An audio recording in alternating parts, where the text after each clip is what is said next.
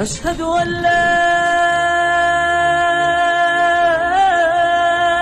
إله إلا الله.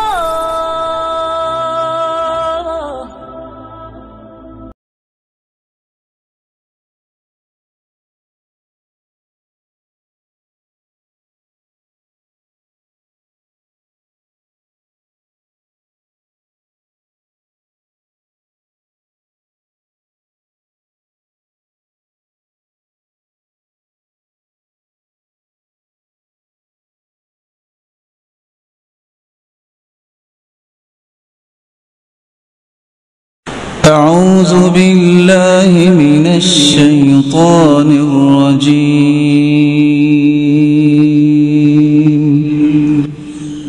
بسم الله الرحمن الرحيم.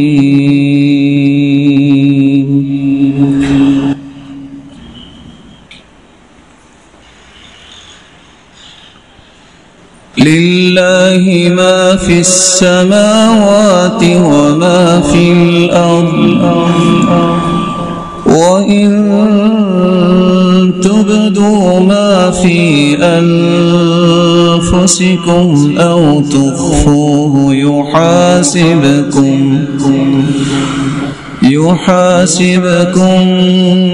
به الله،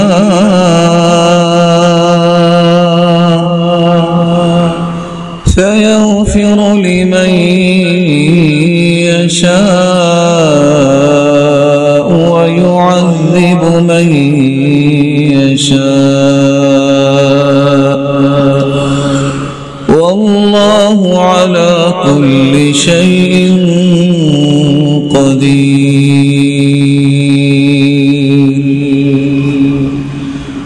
آمن الرسول بما أنزل إليه من ربه والمؤمنون كل آمن بالله وملائكته وكتبه ورسله لا نفرق بين أحد من رسله، وقالوا سمعنا وأطعنا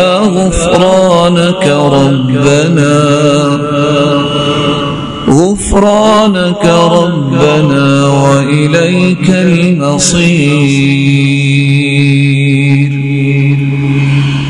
لا يكلف الله نفسا إلا وسعها، لها ما كسبت وعليها ما اكتسبت.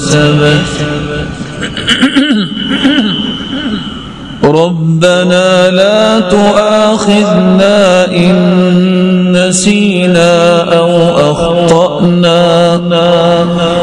ربنا ولا تحمل علينا إصرا كما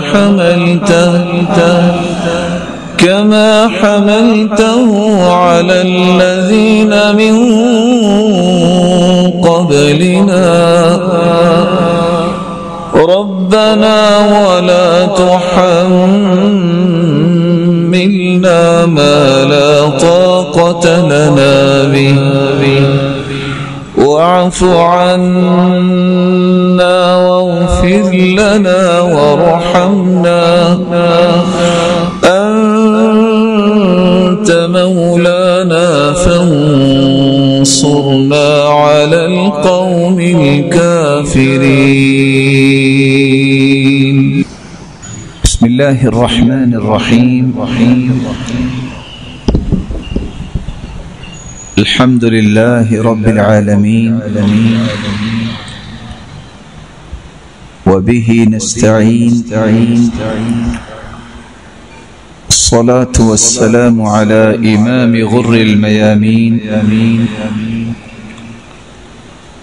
وعلى آله وصحبه ومن تبعهم بإحسان إلى يوم الدين. أما بعد، أعوذ بالله من الشيطان الرجيم يا أيها الناس اعبدوا ربكم الذي خلقكم والذين من قبلكم لعلكم تتقون. لائق التکریم سامعین مکرم، اللہ ذوالجلال ہم سب کے خالق مالک اور رازق ہیں. وہی ذات اقدس قادر مطلق اس کا احسان عظیم ہے جس نے ہمیں مسلمان بنایا اور ہماری رشد و ہدایت کے لیے نوشتہ ہدایت قرآن مجید کو نازل فرمایا اور پھر اس کتاب کی ایک ایک بات کو کھول کر بیان کرنے کے لیے ہادی و مرشد محمد الرسول اللہ صلی اللہ علیہ وسلم کو بنا کے بھیجا.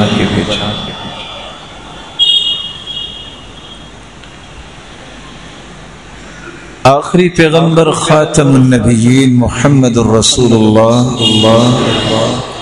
صلی اللہ علیہ وسلم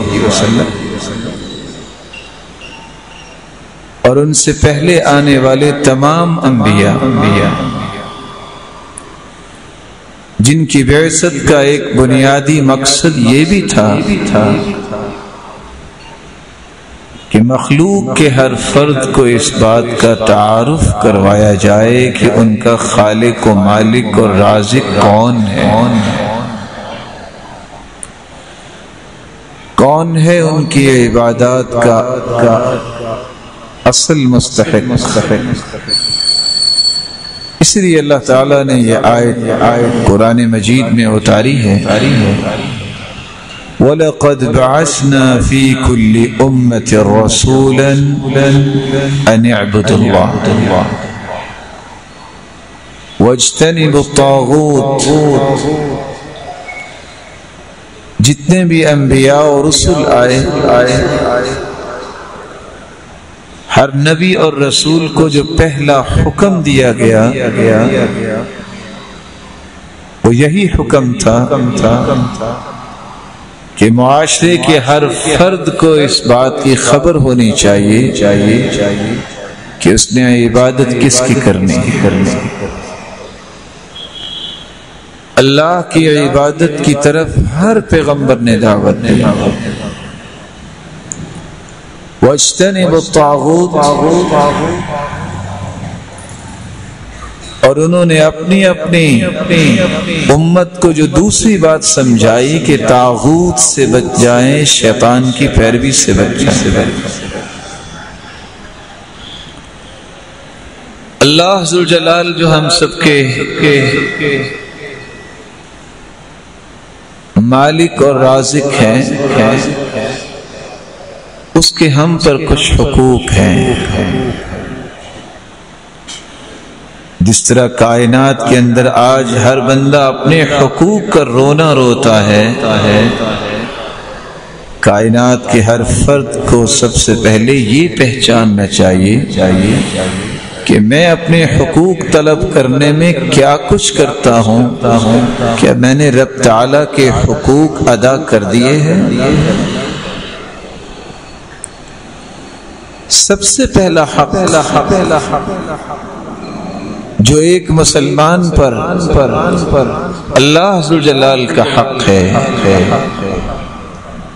وہ یہ ہے کہ ہر مسلمان اپنے رب کو پہچانے کہ اس کا رب کتنا عظیم ہے،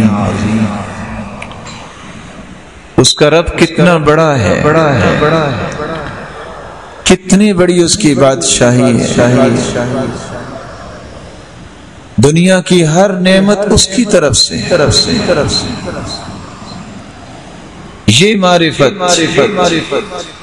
یہ پہچان، یہ ہر انسان کو حاصل ہونی چاہیے۔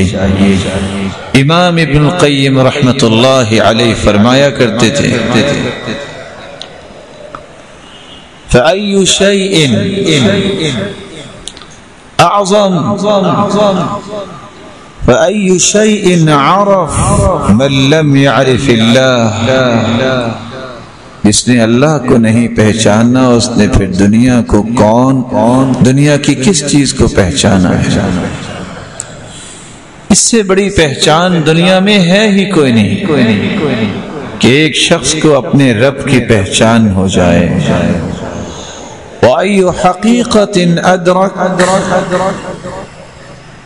مَنْ فَاتَتْهُ هَذِهِ الْحَقِيقَةِ، جس کو اللہ کی پہچان کی حقیقت نصیب نہیں ہوئی اس نے پھر دنیا کی کس حقیقت کو حاصل کیا ہے؟ وَأَيُّ عِلْمٍ أَوْ عَمَلٍ حَصَلَ لِمَنْ فَاتَهُ الْعِلْمُ بِاللَّهِ وَالْعَمَلُ بِمَرْضَاتِهِ وَمَعْرِفَةُ الطَّرِيقِ الْمُوصِلَةِ إِلَيْهِ، کون سا علم ہے، کون سا عمل ہے جو اس علم سے بڑا ہو؟ کس علم سے؟ جس کو اللہ کی معرفت مل گئی، جس کو اس بات کی پہچان ہو گئی کہ میں اپنے رب کے قریب کیسے ہو سکتا ہوں،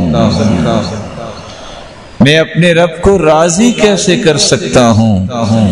اس بات کا ادراک جسے ہو جائے، اس چیز کی پہچان جسے ہو جائے، اس چیز کی معرفت جسے مل جائے، اس سے بڑی معرفت والا روئے زمین پہ کوئی انسان نہیں۔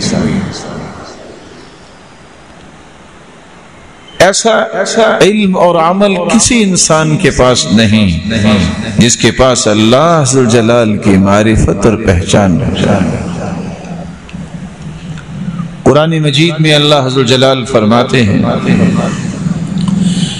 لَهُ مَقَالِيدُ السَّمَاوَاتِ وَالْأَرْضِ يَبْسُطُ الرِّزْقَ لِمَن يَشَاءُ وَيَقْدِرُ إِنَّهُ بِكُلِّ شَيْءٍ عَلِيمٌ۔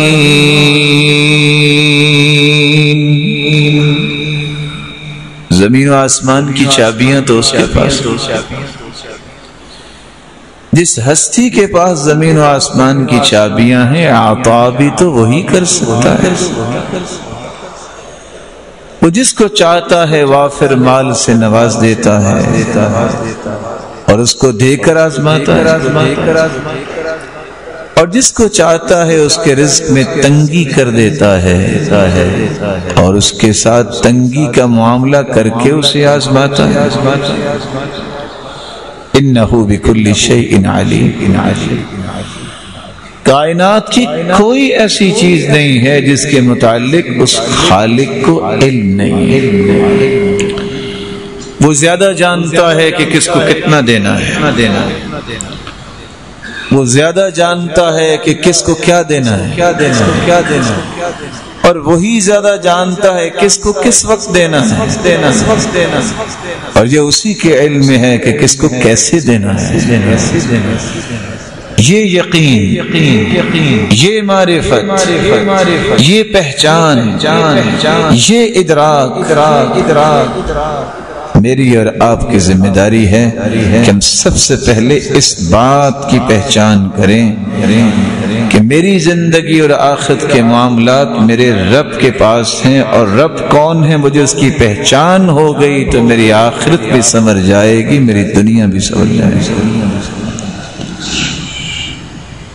ہر چیز کا علم اس کے پاس ہے۔ وَعِنْدَهُ مَفَاتِحُ الْغَيْبِ لَا يَعْلَمُهَا إِلَّا هُوَ، غیب کی چابیاں بھی اس کے پاس ہیں، اس کے سوا کوئی نہیں جانتا۔ وَلَهُ مَنْ فِي السَّمَاوَاتِ وَالْأَرْضِ كُلٌّ لَهُ قَانِتُونَ، زمین و آسمان میں ہر مخلوق اسی کی مخلوق ہے اور سب کے سب اسی کے ہی تابع داری کرتے ہیں۔ پہچان جب ہوگی، معرفت جب حاصل ہوگی، پھر اس کی عبادت میں انسان تڑپتا نظر آتا ہے، پھر اس کی عبادت کے لیے سبقت کرتا نظر آتا ہے۔ اس لیے اللہ سے دعا کرنی چاہیے کہ اللہ ذوالجلال اپنی معرفت ہمیں نصیب فرمائے۔ اللہ ذوالجلال کا دوسرا حق یہ ہے کہ میرے اور آپ کے دل میں سب سے زیادہ محبت، کائنات کی محبت، والدین اولاد کی محبت، پوری مخلوقات سے محبت، اگر میرے دل میں سب سے زیادہ محبت ہو تو میرے رب کی محبت۔ اللہ کی محبت جسے نصیب ہو جائے اس سے بڑا تو اللہ کا کوئی محبوب نہیں ہے۔ اور محبت بھی کیسی؟ وَمِنَ النَّاسِ مَن يَتَّخِذُ مِن دُونِ اللَّهِ أَندَادًا يُحِبُّونَهُمْ كَحُبِّ اللَّهِ وَالَّذِينَ آمَنُوا أَشَدُّ حُبًّا لِلَّهِ۔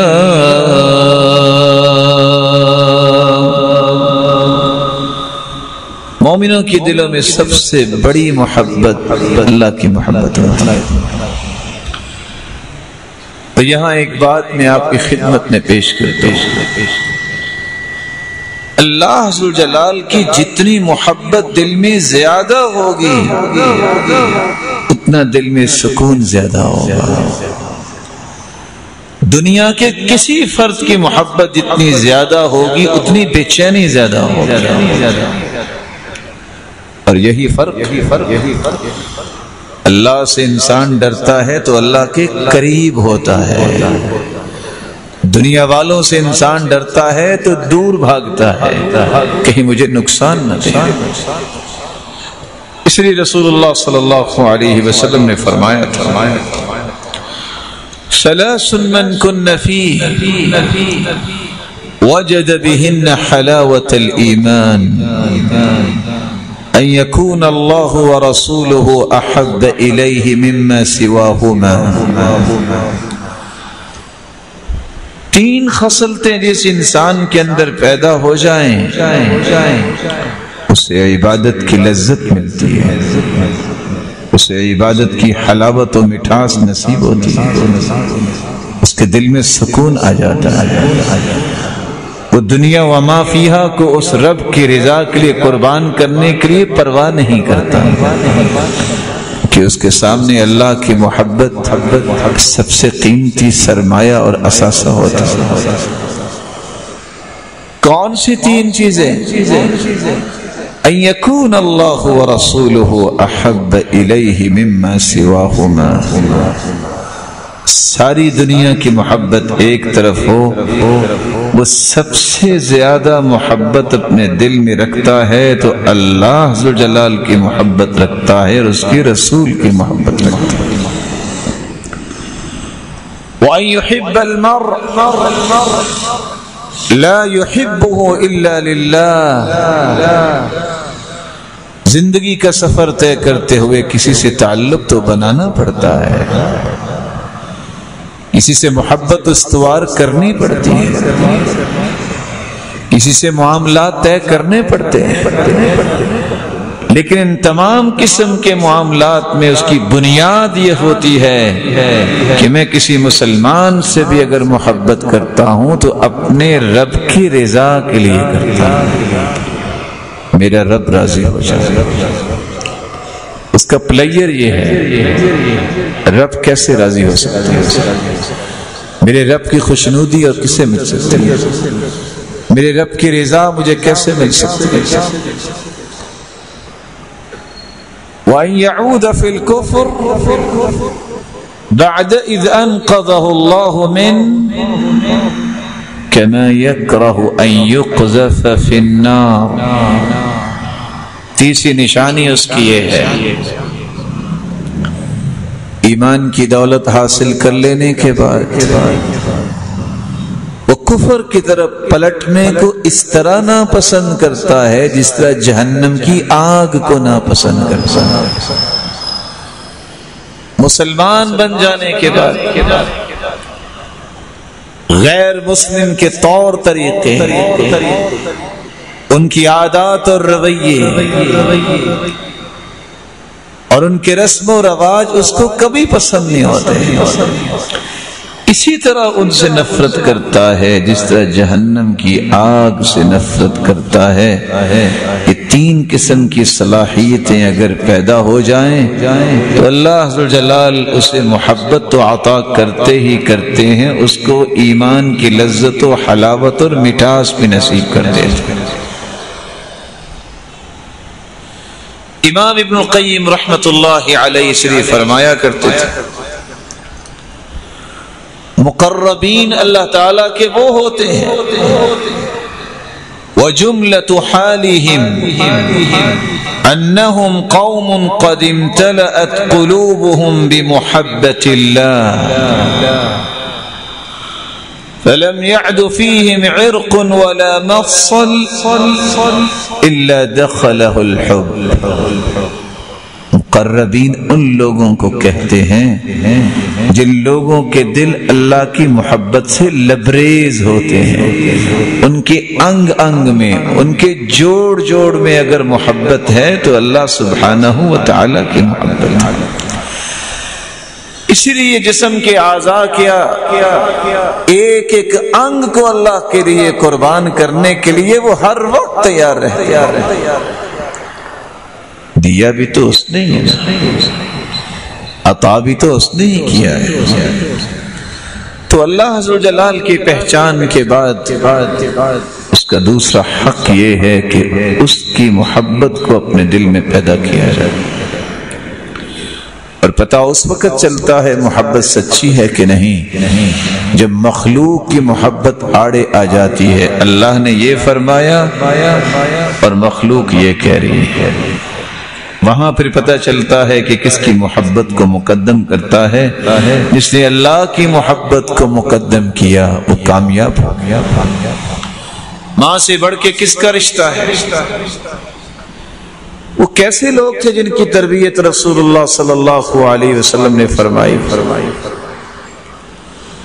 سعد رضی اللہ تعالی عنہ کو ماں نے کہا بیٹا تم مسلمان ہو گئے، دین چھوڑ دو وگرنہ میں کھانا چھوڑ دوں گی اور بھوک سے مر جاؤں گی. تم راستوں میں نکلو گے فَيُعَيِّرُونَكَ یا قاتل امِ، تم راستے میں چلو گے لوگ تمہیں تانا دے کے بلائیں گے او ماں کے قاتل کہاں جا رہے ہو. سعد نے کہا اماں جان میں دین نہیں چھوڑ سکتا. ماں نے کھانا چھوڑ دیا. سعد رضی اللہ تعالی عنہ نے جب دیکھا کہ ماں تو واقعی اپنی بات پہ پختہ ہو گئی، سعد اٹھے اور اس بات کا اظہار کیا یا امہ، او میری ماں، لو ان لك 100 نفس تخرج امامی نفسا نفسا. میری ماں اگر اللہ نے تجھے ایک جان دی ہے نا، اگر 100 جانیں بھی اللہ نے دی ہوتی اور ایک ایک کر کے 100 کی 100 جانیں میرے سامنے نکل جائیں میں اللہ کا دین نہیں چھوڑ سکتا. اللہ کی محبت کو غالب کر. اللہ عز و جلال کا تیسرا حق یہ ہے ہر قسم کی عبادت کے لائق سمجھا جائے تو اسی ذات کو سمجھا جائے. وہ قیام ہو، وہ رکوع اور سجدہ ہو، وہ نظر و نیاز وہ قربانی ہو، وہ رجوع اور انابت اور توکل اور بھروسہ ہو، وہ دعا اور پکار ہو، ہر قسم کی عبادت اگر اس کے لائق ہے تو وہ وہی ذات ہے جس کو خالق و مالک کہتے ہیں۔ یہ اللہ کا حق۔ اس لیے اللہ ذو الجلال کے پیغمبر نے جب صحابہ کو یمن کی طرف بھیجا تو پیغام کیا دیا؟ ان اول ما تدعوهم الیہ شہادت ان لا الہ الا اللہ، اور دوسری روایت کے الفاظ ہیں ان اول ما تدعوهم الیہ عبادت اللہ عز وجل۔ معاذ بن جبل تم یمن کی طرف جا رہے ہو، سب سے پہلا پیغام یمن والوں کو یہ دینا کہ وہ اپنے رب کے حقیقی معبود ہونے کی گواہی دیں کہ عبادت کے لائق صرف وہ ذات ہے۔ سب سے پہلی دعوت اللہ کی عبادت کی دینی، بلکہ اللہ کے رسول صلی اللہ علیہ وسلم صحابی کو معاذ بن جبل کو اپنے پیچھے بٹھا کے جا رہے ہیں، سوال بھی یہی کرتے ہیں اتدری ما حق اللہ علی العباد، میرے صحابی جانتے ہو کہ اللہ کا بندوں پہ حق کیا ہے؟ وما حق العباد علی اللہ، جانتے ہو اللہ پر بندوں کا حق کیا ہے؟ کہ اللہ کے رسول اللہ ہی جانتے ہیں یا آپ کو بتایا ہوگا مالک الملک؟ فرمایا حق اللہ علی العباد ان یعبدوہ ولا یشرکوا بہ شیئا، اللہ ذو الجلال کا بندوں پہ حق یہ ہے کہ بندے صرف عبادت اس کی ذات کی کریں، کسی کو شریک نہ ٹھہرائیں۔ وحق العباد علی اللہ، اور بندوں کا اللہ پہ حق یہ ہے کہ جو اللہ ذو الجلال کی خالص عبادت کرتے ہیں، شرک نہیں کرتے، اللہ انہیں عذاب نہیں دے گا۔ تو اللہ ذو الجلال کا تیسرا حق یہ ہے کہ ہر عبادت کو اس کے لیے خالص کیا جائے، کسی کو شریک نہ ٹھہرایا جائے، کسی کو خوش کرنے کے لیے عبادت نہ کی جائے، کسی کو راضی کرنے کے لیے عبادت نہ کی جائے۔ ان اللہ لا يقبل من العمل الا ما كان له خالصا وابتغی بہ وجہہ، کیونکہ اللہ ذو الجلال صرف وہی عبادت قبول کرتے ہیں جو خالص اس کی رضا کے لیے کی جائے۔ صحیح بخاری کی روایت ہے، رسول اکرم صلی اللہ علیہ وسلم نے فرمایا یکشف ربنا تبارک وتعالی عن ساقہ، قیامت کے دن ہوگا اللہ ذو الجلال اپنی مبارک پنڈلی سے نور کے پردے ہٹائیں گے، فیسجد لہ کل مؤمن و مؤمنہ، ہر مومن مرد اور مومن عورت سجدے میں گر جائے گی۔ وَيَبْقَى مَنْ كَانَ يَسْجُدُ فِي الدُّنْيَا سُمْعَةً وَرِيَاءً، لیکن وہ بد نصیب سجدہ نہیں قیامت کو کر سکے گا جو ریاکاری اور شہرت کے لیے نماز پڑھا کرتا تھا۔ كُلَّمَا أَرَادَ أَن يَسْجُدْ خَرَّ عَلَى قَفَاهُ، جب بھی سجدہ کرنا چاہے گا یعود ظہرہ طبقا واحدا، اس کی کمر تختہ بن جائے گی، وہ سجدہ نہیں کر پائے گا، گدی کے بل پیچھے گر جائے گا۔ عبادت کے لائق صرف اس کی ذات کو سمجھا جائے، یہ اس کا تیسرا حق ہے۔ پھر اس عبادت کو بھی اسی کے ساتھ خالص کیا جائے، دکھاوے کے لیے اس کی بھی عبادت نہ کی جائے۔ رسول اکرم صلی اللہ علیہ وسلم نے فرمایا انما الاعمال کالوعاء، اعمال ایک برتن ہے، اذا طاب اسفلہ طاب اعلاہ، برتن کا اندر صاف ہوگا تو اس میں ڈالی گئی ہر چیز صاف ستھری ہوگی، وَإِذَا فَسُدَ أَسْفَلُهُ فَسُدَ أَعْلَاهُ، اگر میل کچیل اور علائشیں برتن کے اندر ہوتی ہیں تو پانی بھی ڈالیں تو وہ ساری کی ساری اوپر سے بھی نظر آتی ہے۔ رسول اکرم صلی اللہ علیہ وآلہ وسلم نے اس لیے صحابہ کرام کو تاکید اور تلقین فرمائی کہ اللہ کی عبادت بھی کرو تو خالص اس کی رضا کے لیے کرو، وگرنہ وہ وقت وہ صلاحیت ضائع تو ہوگی، اس کا کچھ ملے گا نہیں۔ آج دنیا کے اندر دو پارٹنر 50-50 پہ کام کرتے ہیں یا 60-40 پہ کام کرتے ہیں جہاں متفق ہو جائیں، لیکن جس پہ اتفاق کر لیتے ہیں 1 روپیہ بھی حساب میں چھوڑنے کے لیے تیار نہیں ہوتے۔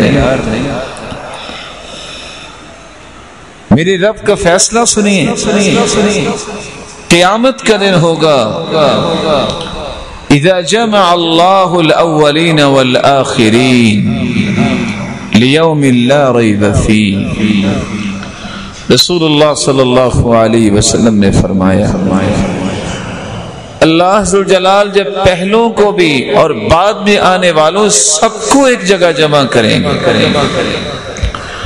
نادى مناد،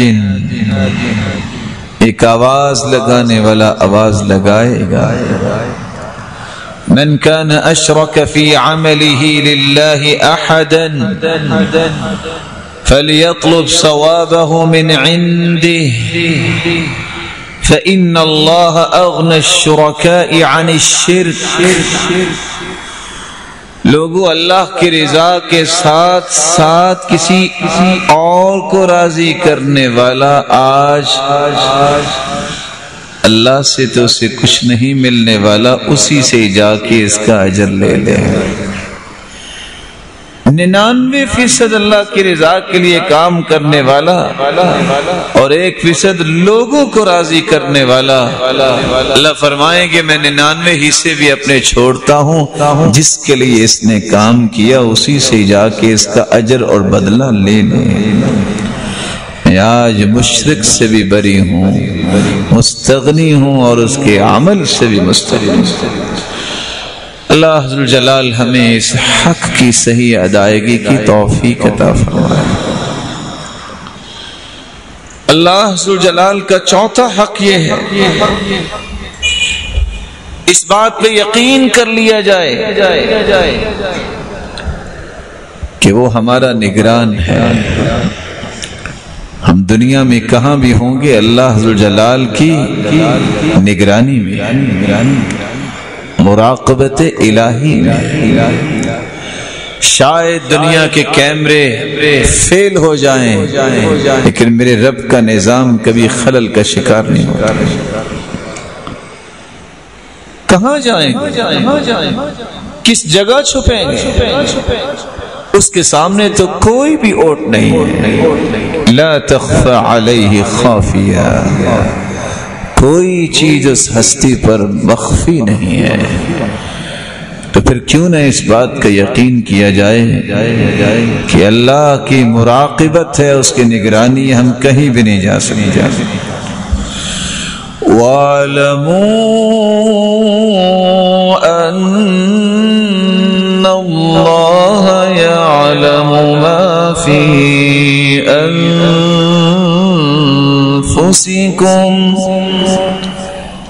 یقین کر لو، عام چیزوں کی بات نہیں، اللہ تو تمہارے دل سے اٹھنے والے جذبات سے بھی واقف ہے۔ تمہاری سوچ کیا ہے، تمہاری فکر کیا ہے، تم آج کل سوچتے کیا ہو، اللہ تو اس سے بھی واقف ہے۔ ہر بھید سے واقف ہے، تم اللہ سے کبھی چھپ ہی نہیں سکتے۔ وَهُوَ مَعَكُمْ أَيْنَمَا كُنْتُمْ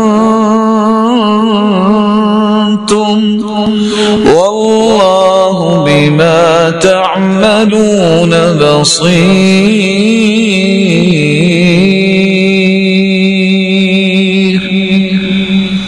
وہ ذات کے اعتبار سے عرش پر قائم ہے، بلند ہے، مستوی ہے، لیکن اس کے باوجود کائنات کے ذرے ذرے میں اس کا علم ہے۔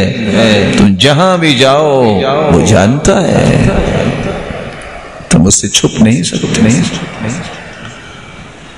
لقمان حکیم جب دنیا سے جانے لگا تو بیٹے نے کہا تھا ابا جان سب کچھ ساتھ ہی لے جانا ہے، کچھ مجھے بھی سمجھا دو۔ تو اس نے بھی کہا تھا بیٹا گناہ کرنے کو جی چاہے تو کر لینا، لیکن بیٹا وہاں جا کے کرنا جہاں اللہ نہ دیکھتا ہو۔ ابا جان وہ کون سی جگہ ہے؟ بیٹا گناہ کرنے کو جی چاہے تو کر لینا، لیکن وہاں جا کے کرنا جو اللہ کی زمین نہ ہو۔ اور کون سی زمین ہے؟ یا معشر الجن والانس ان استطعتم ان تنفذوا من اقطار السماوات والارض فانفذوا لا تنفذون إلا بسلطان۔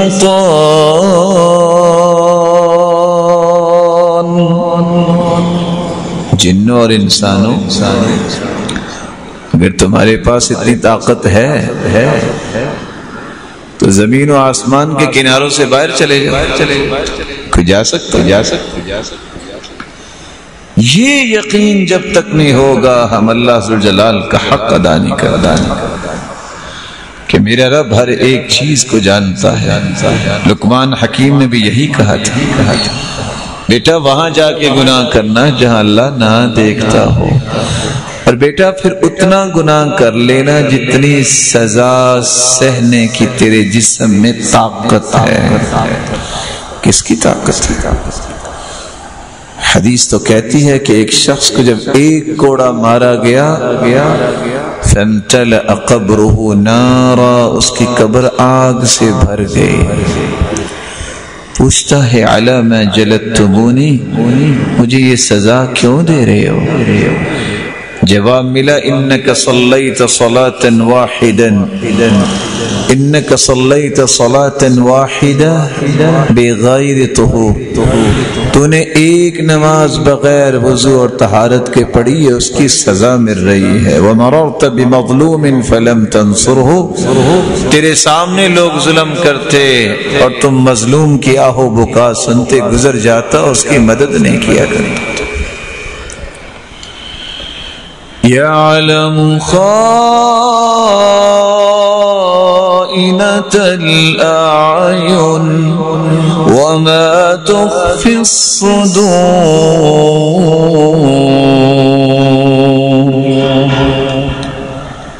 آنکھ تو انسان کی ہے، ان آنکھوں کے خیانت کے بارے میں بھی وہ رب جانتا ہے کہ اس سے کون کون خیانت کرتا ہے۔ دل کی حالت کو کون جان سکتا ہے، لیکن اللہ ذوالجلال جو دل میں چھپا ہوا ہے اس کو بھی جانتے ہیں۔ اس لیے ثوبان رضی اللہ تعالی عنہ روایت کرتے ہیں رسول اللہ صلی اللہ علیہ وسلم نے فرمایا لَأَعْلَمَنَّ أَقْوَامًا مِّنْ أُمَّتِي يَأْتُونَ يَوْمَ الْقِيَامَةِ بِحَسَنَاتٍ امثال جبال تہامۃ بیضاء۔ لوگوں میں تمہیں ایسے لوگوں کی خبر نہ دوں، قیامت کو آئیں گے تہامہ کے پہاڑوں جتنی نیکیاں لے کے آئیں گے فَيَجْعَلُهَا اللَّهُ هَبَاءً مَنْثُورًا، اللہ ان تمام پہاڑوں جیسی نیکیوں کو دھول بنا کے اڑا دیں گے۔ صوبان سوال کرتے ہیں یا رسول اللہ صفہم لنا، وہ کون سے لوگ ہیں جن کی پہاڑوں جیسی نیکیاں دھول بن جائے گی، ہباء منصورہ بن جائے گی؟ رسول اکرم صلی اللہ علیہ وسلم نے فرمایا اما انہم اخوانکم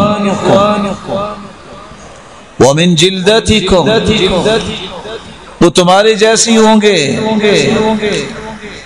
من جلدتکم تمہاری قوم سے ہوں گے، وَيَأْخُذُونَ مِنَ اللَّيْلِ كَمَا تَأْخُذُونَ، جس طرح تم رات کو عبادت کرتے ہو عبادت وہ بھی کریں گے، وَلَكِنَّهُمْ أَقْوَامٌ إِذَا خَلَوْا بِمَحَارِمِ اللَّهِ انْتَهَكُوهَا، لیکن وہ ایسے لوگ ہوں گے جب وہ خلوت میں ہوں گے تو اللہ کی حدوں کو پامال کرنے سے گریز نہیں کریں گے، اور رات کی تاریکی سے دھوکہ کھا کے کہ کون دیکھ رہا ہے، اے رات کی تاریکی سے دھوکہ کھانے والے یہ رات بنائی کس نے ہے؟ دن کے اجالے اور شور و غل کو رکاوٹ سمجھنے والے کہ کون سن رہا ہے کہ میں کیا بول رہا ہوں، یہ اجالا بنایا کس نے ہے؟ تم اس سے تو نہیں چھپ سکتے، تم اس سے تو نہیں چھپ سکتے۔ رسول اللہ صلی اللہ علیہ وسلم کی اس حدیث نے ایک بہت بڑا سبق دیا۔ آج کی پرفتن زندگی میں حالت یہی ہے، لوگ سمجھتے ہیں کہ یہ ہاتھ میں پکڑا ہوا موبائل کون کیا دیکھ رہا ہے، مجھے ہی پتا ہے، تیرا رب دیکھ رہا ہے، تیرے رب کے علم میں ہے تم کیا سوچتے ہو، کیا بولتے ہو، اور کیا دیکھتے ہو، اور کیا سنتے ہو، تیرے رب کے علم میں ہے۔ کتنی بڑی بات ہے، پہاڑوں جیسی نیکیاں قیامت کو دھول بنا کے اللہ اڑا دیں گے۔ وجہ کیا ہے؟ جب موقع ملتا خلوت میں جاتے تو اللہ کی حدوں کو پامال کرنے سے باز نہ آتے۔ اس لیے سلف کہا کرتے تھے، ابو عبد الرحمن بیان کرتے ہیں کہ میرے دادا اسماعیل سے کسی نے سوال کر دیا، ما الذی لا بد للعبد منہ، کون سا ایسا طریقہ ہے جو انسان کو ضرور اختیار کرنا چاہیے جس سے اللہ کی مراقبت اسے نصیب ہو جائے؟ قال ملازمۃ العبودیۃ علی السنہ ودوام المراقبہ، جس بندے کو دو چیزیں نصیب ہو جائیں کہ مراقبت الہی کا اسے یقین ہو جائے کہ میرا رب دیکھ رہا ہے، اور اس کی عبادت سنت کے مطابق ہو، یہ وہ شخص ہے جو دنیا میں بھی کامیاب ہے اور آخرت میں بھی کامیاب ہے۔ ثلاثۃ من اعمال المراقبہ، سید ذوالنون مصری کہا کرتے ہیں 3 اعمال مراقبت الہی پہ انسان کو قائم رکھتے ہیں۔ ایثار ما انزل اللہ، جب انسان اپنی خواہش کے پیچھے نہ چلے، دنیا کے پیچھے نہ چلے، بلکہ ترجیح دے تو اس بات کو دے جو اللہ نے اتاری ہے۔ وتعظیم ما عظم اللہ، جس چیز کی عظمت اللہ نے بیان کی ہے اسی چیز کی عظمت کو اگر انسان سمجھے، وتصغیر ما صغر اللہ، جس چیز کو اللہ نے چھوٹا کہا ہے اس کو چھوٹا سمجھے، جب انسان کا یہ رویہ بن جاتا ہے تو وہ اللہ کی مراقبت اسے نصیب ہو جاتی ہے۔ امام احمد بن حنبل رحمہ اللہ تعالی اس لیے کہا کرتے تھے، إذا ما خلوت الدهر يوما فلا تقل خلوت ولكن قل علي رقيب.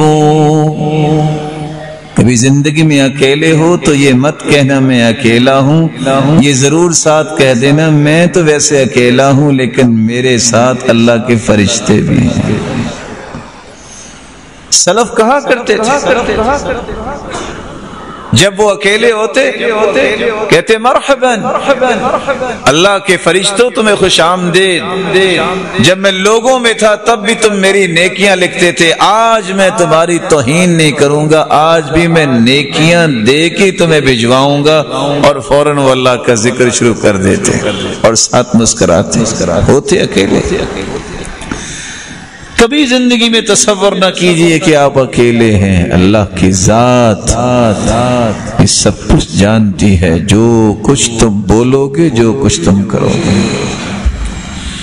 اللہ ذوالجلال کا 5واں حق یہ ہے اس کی مراقبت کے بعد پھر اسی سے ڈر اسی سے خوف اپنے دل میں پیدا کیا جائے.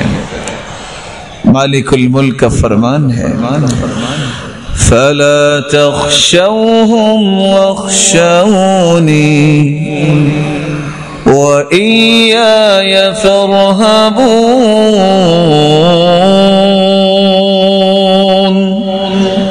مجھ سے ڈرو. لوگوں سے ڈرنے سے تمہیں کچھ نہیں ملے گا بلکہ اپنی صلاحیتیں ضائع کر بیٹھو. میرا خوف اپنے دل میں ثابت کر لو گے تو دنیا کا خوف تمہارے دلوں سے میں دور کر دوں گا. اللہ تعالیٰ نے اس لیے فرشتوں کی صفت بیان کرتے ہوئے قرآن میں یہ فرمایا ہے یخافون ربهم من فوقهم. اللہ کے نورانی فرشتے بھی اللہ سے ڈرتے. اور انبیاء کا وصف بھی بیان کیا ہے تو کس کے ساتھ؟ الذین یبلغون رسالات اللہ ویخشونہ ولا یخشون احدا الا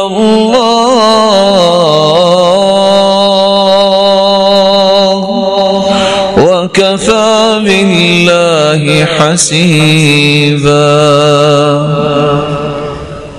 انبیاء علیہم السلام بھی ڈرتے ہیں تو اللہ سے ڈرتے ہیں.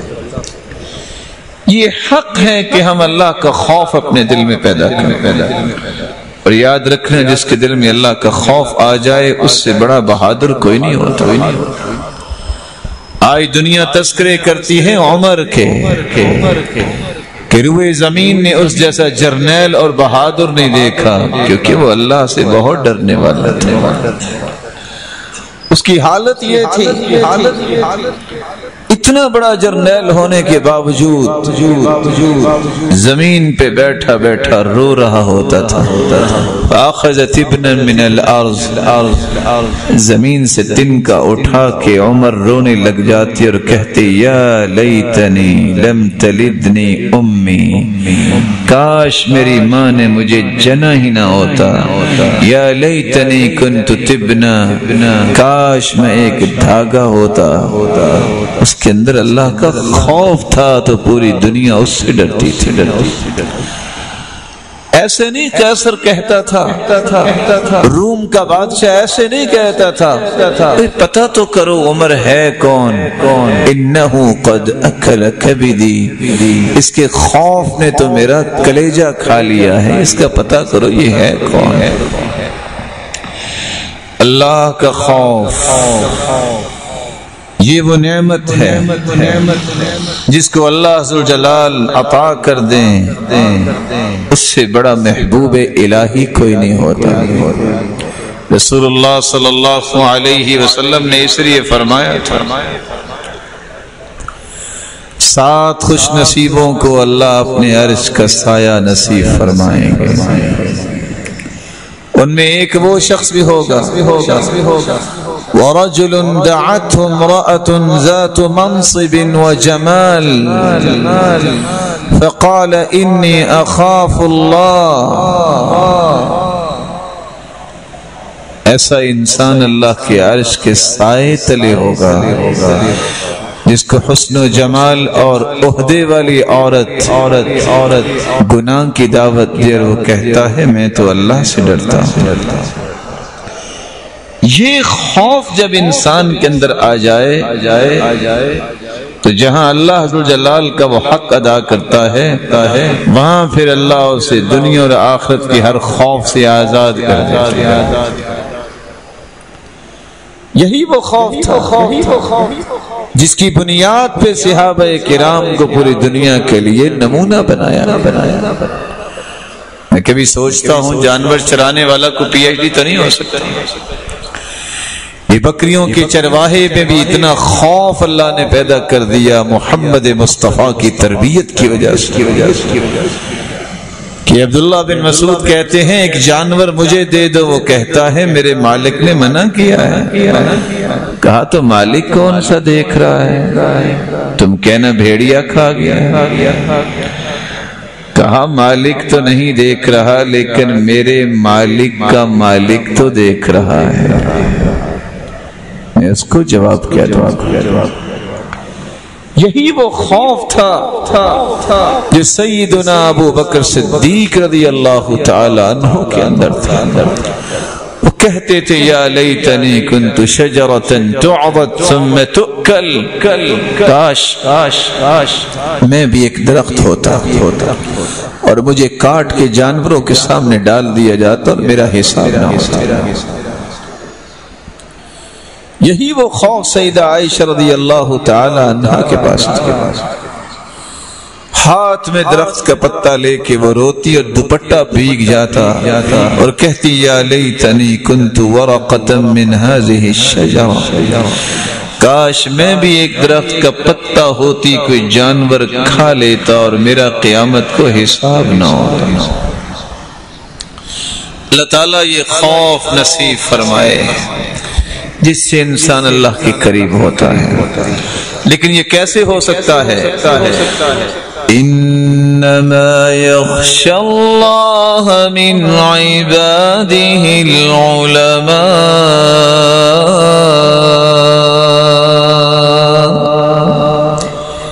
جس کے پاس زیادہ علم ہوتا ہے اس کے اندر اللہ کا خوف زیادہ ہوتا ہے۔ اس لیے حسن بصری رحمت اللہ علیہ سے کسی نے سوال کیا تھا علم کیا ہے؟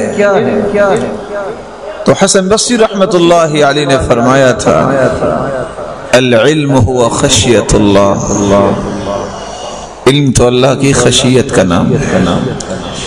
جس کے اندر جتنا علم ہوگا اتنا ہی وہ اللہ عز و جلال سے زیادہ ڈرنے والا ہوگا۔ لیکن کون سا علم؟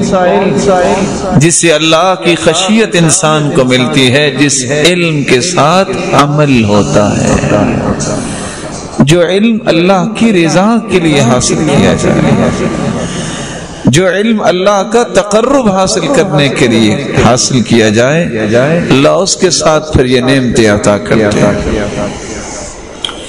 اللہ تعالیٰ کا چھٹا حق یہ ہے کہ اس سے حیا کی جائے۔ صحابہ کرام کو اللہ عز و جلال کے پیغمبر نے فرمایا استحیوا من اللہ حق الحیا، میرے صحابہ اللہ سے اس طرح حیا کیا کرو جس طرح حیا کرنے کا حق ہے۔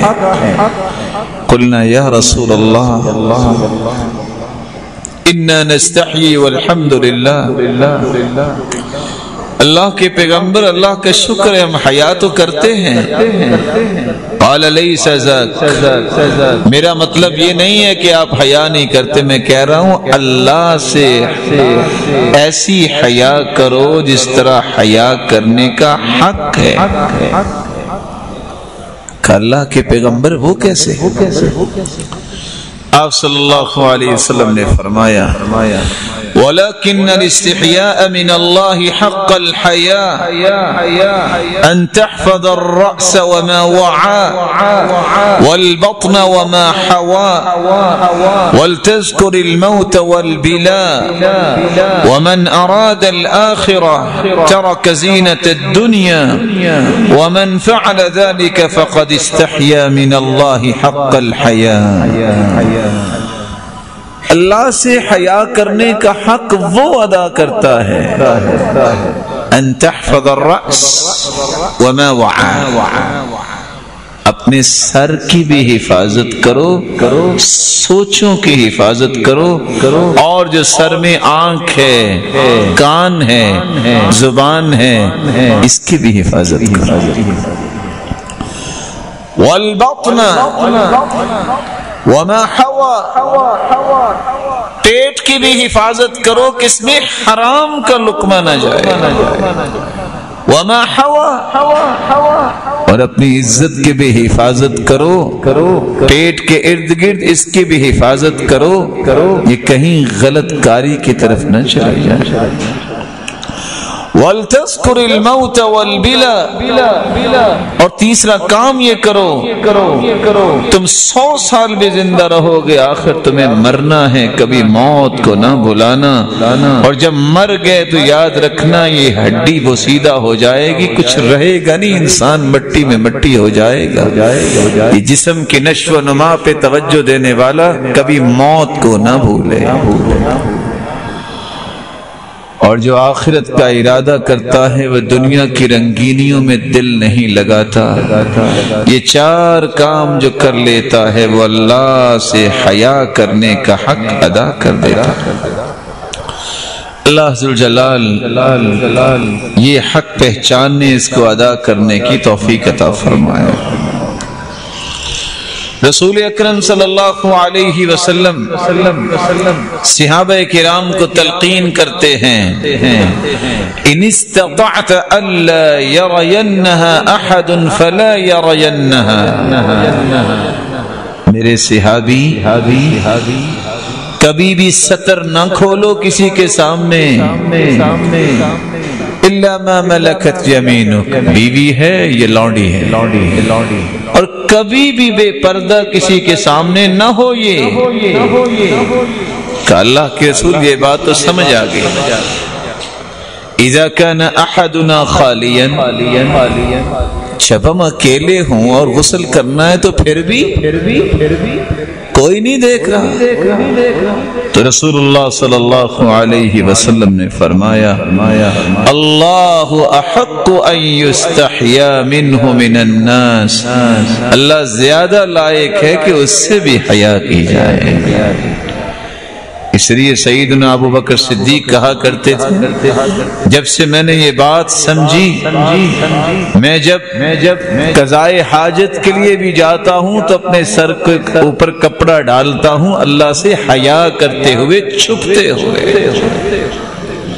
لا تنظر الى صغر الخطیئہ، مت دیکھا کرو گناہ چھوٹا ہے کہ بڑا ہے، دیکھا یہ کرو ولیکن انظر من عصیت، یہ دیکھا کرو جس کی نافرمانی کر رہے ہو وہ کتنی بڑی ذات ہے.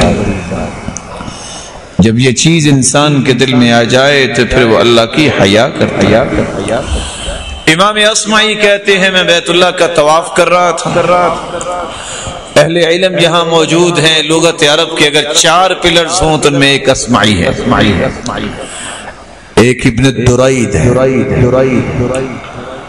اصمعی کہتے میں طواف کر رہا تھا، ایک دیہاتی اللہ سے کچھ باتیں کر رہا تھا. میں نے کہا کیا کہہ رہے ہو؟ کہاں میں دیہات میں تھا، ایک عورت کے ساتھ میری بات ہوئی تو اس نے کہا ایسا نہیں ہو سکتا. میں نے کہا سوائے ستاروں کے کون دیکھ رہا ہے؟ تو مجھے اس نے سبق سکھا دیا، کہا ستارے تم سمجھتے ہو کہ اکیلے ستارے ہیں، ستاروں کا بنانے والا بھی نہیں دیکھ رہا،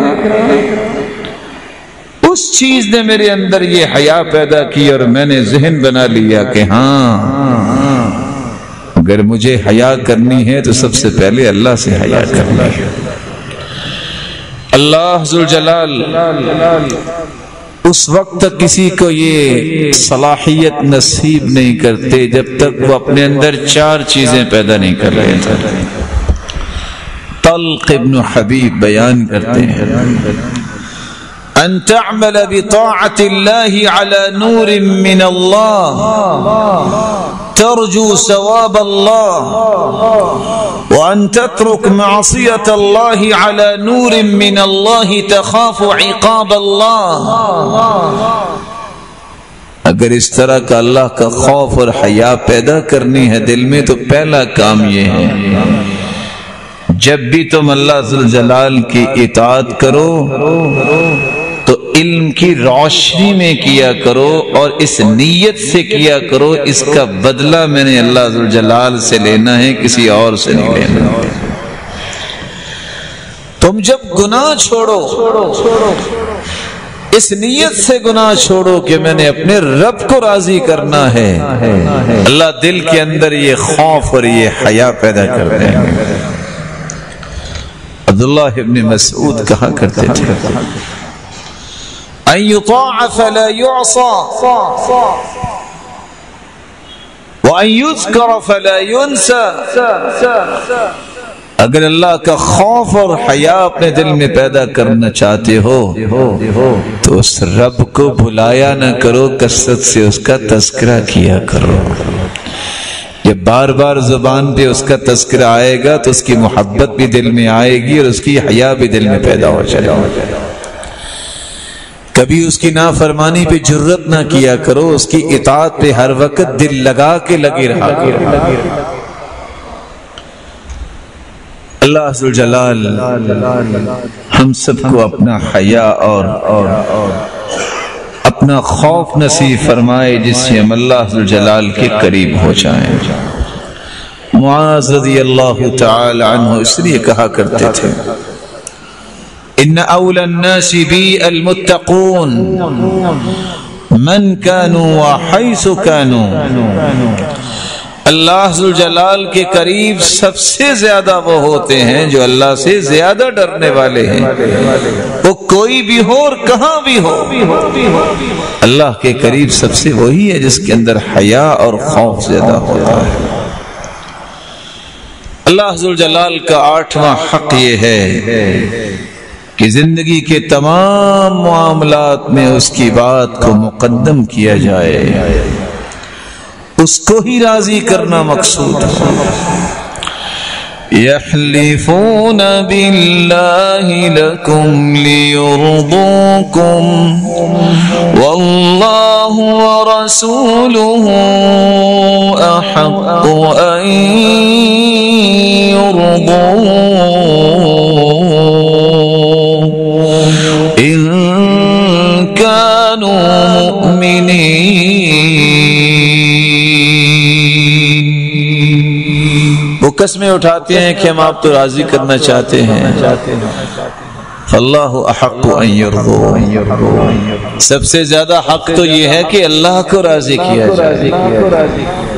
کسی بھی قول و عمل میں اللہ کی رضا کو انسان اپنا تھیم بنائے اور پھر اللہ کا یہ وعدہ ہے، رسول اللہ صلی اللہ علیہ وسلم نے فرمایا من ارضى الناس بسخط اللہ وکلہ اللہ الی الناس، جو اللہ کو ناراض کر کے لوگوں کو راضی کرتا ہے اللہ اس کو ان لوگوں کے سپرد کر دیتے ہیں۔ ومن اسقط الناس برضا اللہ كفاه الله مؤونة الناس، اور جو اللہ کو راضی کر لیتا ہے لوگ ناراض ہو جاتے ہیں، لوگوں کی ناراضگی کو ختم کرنے کی ذمہ داری بھی اللہ خود اٹھا لیتے ہیں کہ میں نکیل ڈال کے تم پہ راضی کرواؤں۔ اللہ ذوالجلال اس کی رضا کو اپنی زندگی کا سب سے بڑا تھیم بنایا جائے، اور یہ کیسے ہو سکتا ہے؟ اس کے لیے بھی 2 کام کرنے پڑیں گے۔ انسان اکیلا بیٹھ کے سوچے 24 گھنٹوں میں میری زبان پہ تذکرہ کس کا زیادہ ہوتا ہے؟ 4 سے 6 بیٹے ہونا، ماں زیادہ تذکرہ اس کا ہی کرتی ہے جس سے پیار زیادہ ہوتا ہے، حالانکہ باقی بھی بیٹے ہیں۔ انسان کی زبان پہ تذکرہ اس چیز کا زیادہ ہوتا ہے جس کی محبت دل کے نہال خانے میں گہری ہوتی ہے۔ اللہ کا ذکر کثرت سے کرو، اٹھتے بیٹھتے زبان کی عادت ہو، اس زبان کا شرف ہو۔ اللہ اکبر، سبحان اللہ، لا الہ الا اللہ، لا حول ولا قوة الا باللہ، حسبی اللہ ونعم الوکیل، اللہ اللہ ربی لا شریک لہ، لا الہ الا انت سبحانک انی کنت من الظالمین، یا حی یا قیوم برحمتک استغیث، اللہم رحمتک ارجو فلا تکلنی الى نفسی طرفت عین۔ جس زبان پہ یہ اذکار آتے ہیں اس دل میں پھر اللہ ذوالجلال ایسی صلاحیت پیدا کر دیتے ہیں، وہ اللہ کی رضا کو ہی ہمیشہ مقدم کرتا ہے۔ اور اللہ ذوالجلال نے یہ وعدہ کیا ہے، فاذکرونی اذکرکم واشکروا لی ولا تکفرون، مجھے یاد کرو گے تو میں تمہیں کبھی بھلاؤں گا نہیں، میں تمہیں بھی یاد رکھوں گا، بلکہ تمہارے تذکرے آسمانوں پہ کروں گا۔ اس سے بڑا انعام کیا ہے؟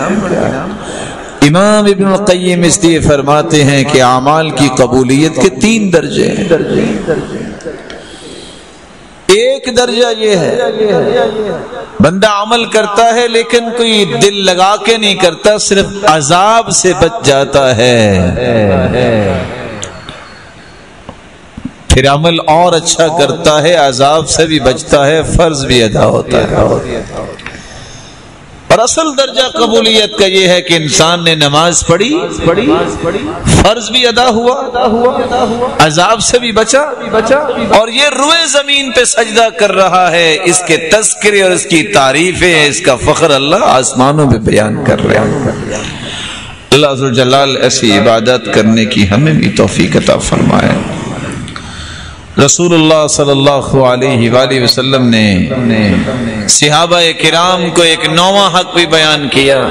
یہ اللہ کا حق ہے کہ اللہ نے جو حدود قائم کی اس سے تجاوز نہ کرو، اس کے اوامر، اس کے نواہی کا خیال کرو، یہ حکم ربانی ہے، اس سے آگے میں نہیں جاؤں گا، اس چیز سے اللہ نے منع کر دیا ہے، میں نہیں اس کو اختیار کروں گا۔ اس لیے وراثت کے مسائل کو بیان کر کے اللہ نے فرمایا ہے یہ تقسیم ربانی ہے کہ مرد کے 2 حصے ہیں، عورت کا 1 حصہ ہے، لیکن ساتھ ہی اللہ تعالیٰ نے قرآن مجید میں کیا فرمایا ہے؟ تِلْكَ حُدُودُ اللَّهِ،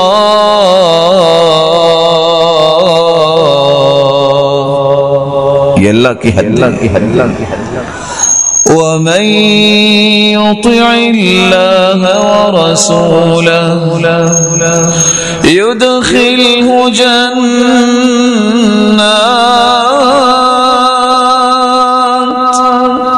تَجْرِي مِن تَحْتِهَا الْأَنْهَارُ خَالِدِينَ فِيهَا۔ اس سے اللہ کی حدوں کو پامال نہ کیا، صحیح تقسیم کی، اللہ کی اطاعت کی، اللہ اسے ہمیشہ ہمیشہ کے لیے جنت میں داخل کرے۔ لیکن ساتھ ہی کیا فرمایا؟ وَمَن يَعْصِ اللَّهَ وَرَسُولَهُ يُدْخِلْهُ نَارًا خَالِدًا فِيهَا وَلَهُ عَذَابٌ مُهِينٌ۔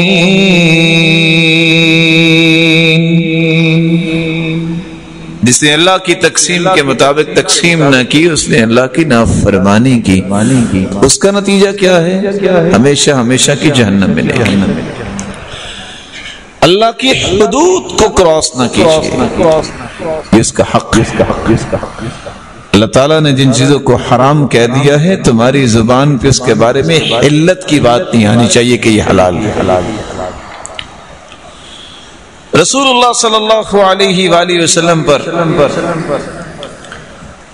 اللہ عز و جلال نے یہ آیت اتاری، وَمَن لَّمْ يَحْكُم بِمَا أَنزَلَ اللَّهُ فَأُولَٰئِكَ هُمُ الْفَاسِقُونَ فَأُولَٰئِكَ هُمُ الظَّالِمُونَ فَأُولَٰئِكَ هُمُ الْكَافِرُونَ۔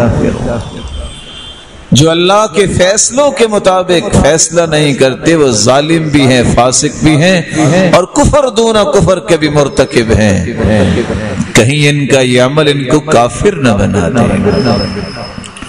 رسول اللہ صلی اللہ علیہ وسلم نے فرمایا، یا معشر المہاجرین خمس خصال اذا ابتلیتم بہن واعوذ باللہ ان تدرکوہن۔ اے مہاجرین کی جماعت، 5 ایسی خصلتیں ہیں، میں اللہ سے دعا کرتا ہوں تم ان آزمائشوں میں نہ پڑو۔ کون سی 5 آزمائشیں؟ لم تظهر الفاحشة في قوم قط حتى يعلنوا بها إلا فشى فيهم الطاعون والأوجاع التي لم تكن مضت في أسلافهم الذين مضوا۔ پہلی آزمائش، جس قوم اور معاشرے کے اندر اعلانیہ فحاشی ہو اس قوم پہ اللہ کا عذاب یہ آتا ہے، اس قوم پہ طاعون کی مرض عام ہو جاتی ہے، اس قوم کو ایسی تکلیفیں اور بیماریاں آتی ہیں جو پہلی امتوں کے علم میں نہیں تھی، اور آج وہی کیفیات مجھے اور آپ کو دیکھنی پڑ رہی ہیں۔ ان بیماریوں کا نام کون جانتا تھا؟ ان وائرسز کا نام کون جانتا تھا؟ جس قوم کے اندر یہ اعلانیہ فحاشی ہو اللہ تعالیٰ اس کو ایسے عذابوں سے دوچار کرتا ہے۔ وَلَمْ يَنْقُصُ الْمِكْيَالَ وَالْمِيزَانَ إِلَّا أُخِذُوا بِالسِّنِينِ وَشِدَّةِ الْمَؤُونَةِ وَجَوْرِ السُّلْطَانِ عَلَيْهِمْ۔ جن لوگوں کے ناپ تول کے پیمانے جو ہیں وہ غلط ہو جائیں، 3 قسم کے عذاب ان لوگوں پہ آتے ہیں۔ قحط سالی ہوتی ہے، بارشیں نہیں ہوتی، ہوں بھی بارشیں تو فائدے مند نہیں، نقصان ہوتا ہے، اللہ اس کو بھی مصیبت بنا دیتا ہے۔ وشدت المؤونہ، زندگی بڑی سخت ہو جاتی ہے ایسے لوگوں کی جن کے پیمانے درست نہیں۔ وجور السلطان علیہم، ظالم بادشاہ اللہ اس قوم پہ پھر مسلط کر دیتے۔ اس لیے اللہ کے رسول نے فرمایا تھا زن و ارجح، جب کسی کو تول کے دو تو برابر نہیں، تھوڑا سا زیادہ دیا کرو، زیادہ دیا کرو، اس سے برکت آئے گی۔ رسول اللہ صلی اللہ علیہ وسلم نے فرمایا وَلَمْ يَمْنَعُوا زَكَاةَ أَمْوَالِهِمْ إِلَّا مُنِعُوا الْقَطْرَ مِنَ السَّمَاءِ وَلَوْلَا الْبَهَائِمِ لَمْ يُمْطَرُوا۔ جس قوم کے اندر زکوٰۃ لوگ نہ دیں اللہ رحمت کی بارشیں روک لیتا ہے، اگر جانور نہ ہو تو پانی کا ایک قطرہ بھی اللہ زمین پہ نہ برسائے۔ آج اگر حقیقت کا آئینہ لگا کے انسان اپنے چہرے کو دیکھے، آج 36 قسم کے ٹیکس تو انسان دے رہا ہے لیکن زکوٰۃ نہیں دیتا، جبکہ شریعت یہ بتاتی ہے کہ جو نظام زکوٰۃ کا ہے اس سے خوبصورت نظام دنیا میں کوئی نہیں۔ 10 سال رسول اللہ صلی اللہ علیہ وسلم مدینے رہے، 86 جنگیں لڑی، اور آپ جانتے ہیں کہ جنگ کرنے کے اخراجات کیا ہوتے ہیں۔ 2 سال تک سیدنا ابو بکر صدیق رضی اللہ تعالی عنہ خلیفہ رہے، 10 سال تک سیدنا عمر خلیفہ رہے، 12 سال کے لگ بھگ سیدنا عثمان خلیفہ رہے، 4 سال کے قریب سیدنا علی کی خلافت رہی رضی اللہ عنہم ورضوا عنہ، 6 مہینے سیدنا حسن رضی اللہ تعالی عنہ کی خلافت، 20 سال کے قریب سیدنا معاویہ رضی اللہ تعالی عنہ انہوں نے خلافت سنبھالی۔ چلتے چلتے عمر بن عبدالعزیز کا دور، کہاں اللہ کے رسول صلی اللہ علیہ وسلم 10 ہجری کو فوت ہوئے، کہاں 99 ہجری کو عمر بن عبدالعزیز بادشاہ بنے۔ اس سارے ٹینور میں صرف ایک زکوٰۃ لوگوں سے لی جاتی تھی، کوئی ٹیکس نہیں تھا، اور حالت یہ تھی کہ مال اتنا تھا سنبھالا نہیں جاتا تھا۔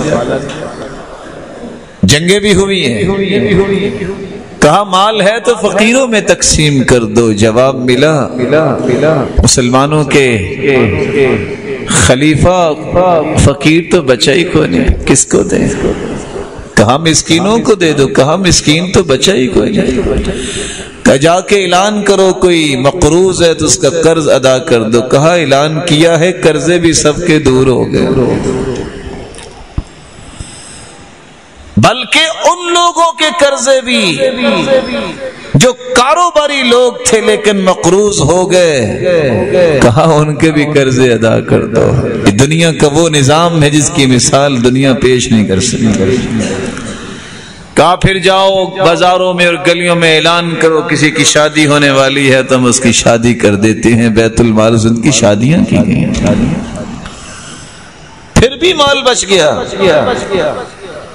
کہا اس کو بیت المال میں جمع کروا دو، کچھ مال کا اناج لے کے پہاڑوں کی چوٹیوں پہ بکھیر دو۔ عمر بن عبدالعزیز کی غیرت برداشت نہیں کرتی کوئی پرندہ بھی اس کی سلطنت سے بھوکا نہ گزرے، وہ بھی اترے اور کچھ کھا کے گزرے، صرف زکوٰۃ کا نظام تھا۔ یہ وہ نظام ہے جس میں اللہ نے برکت رکھی ہے۔ جس قوم کے اندر لوگ زکوٰۃ نہ دیں اللہ رحمت کی بارشیں روک لیتے ہیں۔ وَلَمْ يَنْقُضُوا عَهْدَ اللَّهِ وَعَهْدَ رَسُولِهِ إِلَّا سَلَّطَ اللَّهُ عَلَيْهِمْ عَدُوَّهُمْ مِنْ غَيْرِهِمْ فَأَخَذُوا بَعْضَ مَا كَانَ فِي أَيْدِيهِمْ۔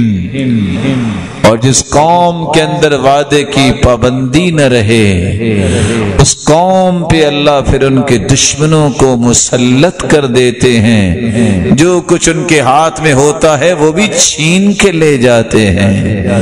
اور آخری بات رسول اللہ صلی اللہ علیہ وسلم نے سمجھائی، وَمَا لَمْ تَحْكُمْ أَئِمَّتُهُمْ بِكِتَابِ اللَّهِ عَزَّ وَجَلَّ وَيَتَحَرَّوْا فِي مَا أَنزَلَ اللَّهُ إِلَّا جَعَلَ اللَّهُ بَأْسَهُمْ بَيْنَهُمْ۔ اور جس قوم کے حکمران اللہ کی کتاب کے مطابق فیصلے نہ کریں اللہ ذوالجلال اس قوم کے اندر خانہ جنگی کروا دیتے ہیں۔ اللہ ذوالجلال ہمیں اس حق کو بھی پہچاننے کی توفیق عطا فرمائے۔ اللہ کے حکموں کو قبول کرنا یہ اس کا حق ہے۔ ارشاد ربانی ہے قرآن مجید میں، وَمَا كَانَ لِمُؤْمِنٍ وَلَا مُؤْمِنَةٍ إِذَا قَضَى اللَّهُ وَرَسُولُهُ أَمْرًا أَن يَكُونَ لَهُمُ الْخِيَرَةُ مِنْ أَمْرِهِمْ وَمَنْ يَعْصِ اللَّهَ وَرَسُولَهُ فقد ضل ضلالا مبینا۔ کسی مومن مرد کے لائق نہیں ہے نہ کسی مومن عورت کے لائق ہے کہ جب اللہ کا حکم آ جائے قرآن کی شکل میں اور اس کے رسول کا فیصلہ آ جائے حدیث کی شکل میں، پھر اپنی مرضی نہ کرے، اپنی منمانی نہ کرے۔ جو ایسا کرے گا وہ اللہ اور اس کے رسول کا نافرمان ہوگا، اور ایسا نافرمان بڑی واضح گمراہی والا ہے، اس سے بڑا گمراہ کوئی نہیں ہوگا۔ اللہ عز و جلال کا 10واں حق یہ ہے کہ اللہ پہ تعلی نہ کی جائے۔ یہ تعلی کیا ہے؟ اللہ عز و جلال کے فیصلوں کو اپنے ہاتھ میں نہ لے۔ مت کہے کہ یہ شخص تو جہنمی ہے، مت بولے کہ یہ تو جنتی ہی ہے، مت کہے یہ کافر ہے، مت یہ فتوے لگائے اس کی تو بخشش ہونی کوئی نہیں۔ الکفر حق اللہ وحق رسولہ یثبت بالنص لا بقول فلانی۔ کافر کہنا یہ اللہ کا حق ہے، شریعت سازی اللہ کا حق ہے، کوئی شریعت ساز نہیں بن سکتا، کوئی شریعت میں تبدیلی نہیں کر سکتا، یہ حق صرف اللہ کے پاس۔ کسی کو معمولی غلطی کوتاہی پہ کافر کہنا یہ کسی مسلمان کے لائق نہیں۔ رسول اللہ صلی اللہ علیہ وسلم نے فرمایا، ایک شخص کہنے لگا واللہ لا یغفر اللہ لفلان، اللہ کی قسم فلاں کو تو اللہ نے بخشنا ہی نہیں۔ اللہ کی قسم اٹھا کے بات کیسی کر دی؟ فرمایا من یتألی علی انی لا اغفر لفلان فانی قد غفرت لفلان واحببت عملا۔ کون ہے جو میرے نام کی قسم اٹھا کے کہتا ہے میں نے معاف نہیں کرنا؟ جاؤ میں نے اسے اپنی رحمت سے معاف کر دیا اور کہنے والے کی زندگی کے اعمال کو ضائع کر دیا۔ یہ اللہ کا حق ہے، استعمال نہ کیا کرو۔ اللہ کا حق ہے، وہ جس کو چاہے جنت دے، جس کو چاہے جہنم میں ڈالے۔ دنیا کی کوئی طاقت ایسی نہیں وہ فیصلہ کرے کہ یہ جنتی ہے جہنمی ہے، وہ اللہ کے علم میں ہے۔ بنی اسرائیل کے دو دوست، کان رجلان متواخیان فی بنی اسرائیل احدہما مجتہد والآخر مذنب۔ ایک نیک تھا ایک بد تھا، تعلق بن گیا دونوں کا۔ نیک نے اپنا کام کرنا تھا، ہر وقت کہتا تھا اقصر اقصر، اوہ رک جاؤ اللہ کی نافرمانی نہ کرو۔ وہ کہتا تھا اب وَإِسْتَ عَلَيَّ رَقِيبًا، تو مجھ پہ دروگے ہو تو مجھے کیوں منع کرتے ہو؟ خلینی و ربی، مجھے اور میرے رب کا معاملہ ہے، چھوڑو مجھے اور میرے رب کو، تمہیں کیا مسئلہ ہے؟ کتنا اچھا تھا کہ وہ دعوت دیتا رہتا، لیکن ایک ایسا وقت بھی آیا کہ جب اس نے فوجدہ علی ذنب استعظمہ، ایسا گناہ کرتے دیکھا کہ اس سے برداشت نہیں ہوا، تو اس نے کیا کہا واللہ لا یغفر اللہ لک واللہ لا یدخلک اللہ الجنہ، اللہ کی قسم اللہ نے تجھے تو معاف کرنا ہی نہیں، اللہ کی قسم تجھے تو اللہ نے جنت میں داخل کرنا ہی نہیں۔ قسم کس کی اٹھائی اور فتوے کہاں سے لگائے؟ خود سے۔ اللہ نے دونوں کی روح کو قبض کیا۔ اس نیک انسان سے پوچھا جس نے کہا تھا کہ اللہ نے بخشنا ہی نہیں، فرمایا اکنت بی عالما، تمہیں پتا تھا کہ میں نے قیامت کو کیا فیصلہ کرنا ہے؟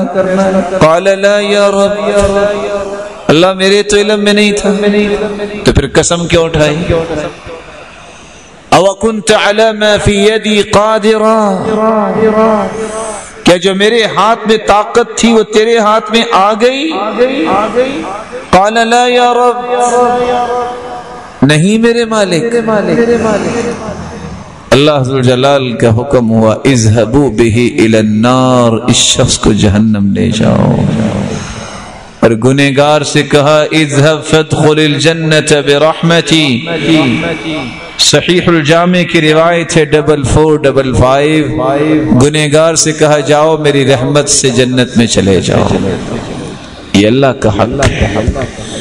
کسی کو جہنمی نہ کہو، کسی کے بارے میں جنت کے سرٹیفکیٹ تقسیم نہ کرو. وہ اللہ جانتا ہے کس کو اس نے جنت بھیجنا ہے، کس کو جہنم بھیجنا ہے. من قال لأخيه كافر فقد باء بها أحدهما. جو کسی کو کافر کہتا ہے اگر وہ نہ ہو تو کہنے والا ہو جاتا ہے.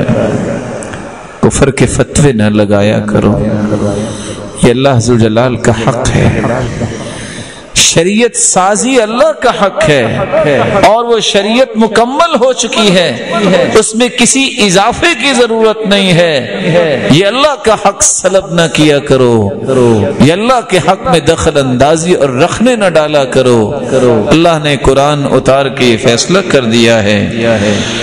اليوم أكملت لكم دينكم وأتممت عليكم نعمتي ورضيت لكم الإسلام دينا. آج اسلام کی نعمت کو میں نے مکمل کر دیا ہے. اسلام مکمل ہو چکا ہے، دین مکمل ہو چکا ہے، اس میں اضافے کی کوئی گنجائش نہیں. مکمل کہتے ہی اس کو ہیں جس میں کوئی کمی نہ رہ جائے، اور پھر مکمل کرنے والا اللہ ذوالجلال ہو، پھر کمی رہ سکتی ہے؟ تعجب کی بات ہے کہ وہ بات جس پہ یہودیوں کا بھی ایمان تھا آج مسلمان اس ایمان کو چھوڑ بیٹھے. یہودی سیدنا عمر رضی اللہ تعالیٰ عنہ کے پاس آ کے کہتے ہیں آیت فی کتابکم لو نزلت علینا معشر الیہود لاتخذنا ذلک اليوم عیدا. ایک آیت تمہاری کتاب میں اللہ نے اتاری ہے، اگر وہ آیت یہودیوں پہ نازل ہو جاتی تو جس دن وہ آیت نازل ہوئی اس دن کو ہم عید کا دن مناتے. کہا کون سی آیت؟ یہودی کہتے ہیں الیوم اکملت لکم دینکم. اتنی بڑی آیت ہے دین مکمل ہونے کی، اگر یہودیوں پہ نازل ہوتی تو اس دن کو عید کا دن بنا لیتے کہ اللہ نے دین مکمل کر دیا.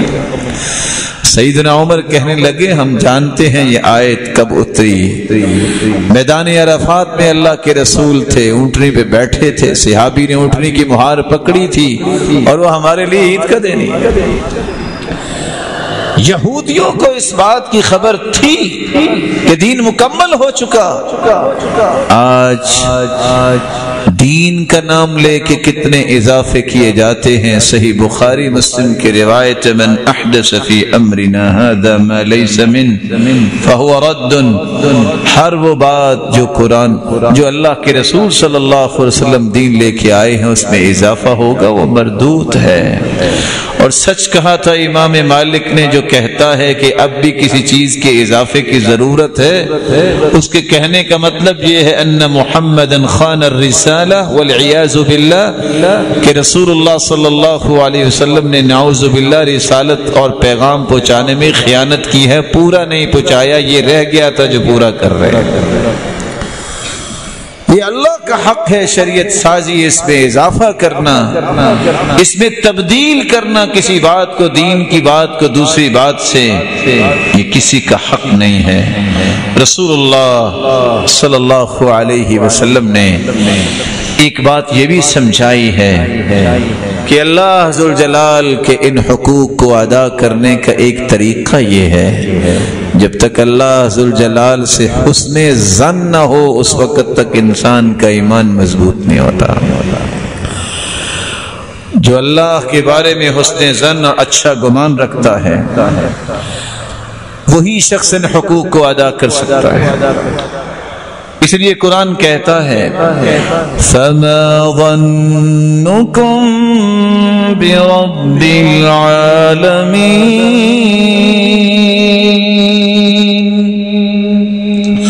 أَئِفْكًا آلِهَةً دُونَ اللَّهِ تُرِيدُونَ. اللہ کے علاوہ تم رب بنائے بیٹھے. رب کے بارے میں تمہارا گمان کیا ہے؟ جس کا گمان جیسا ہوگا اللہ ویسا ہی فیصلہ کرتے ہیں.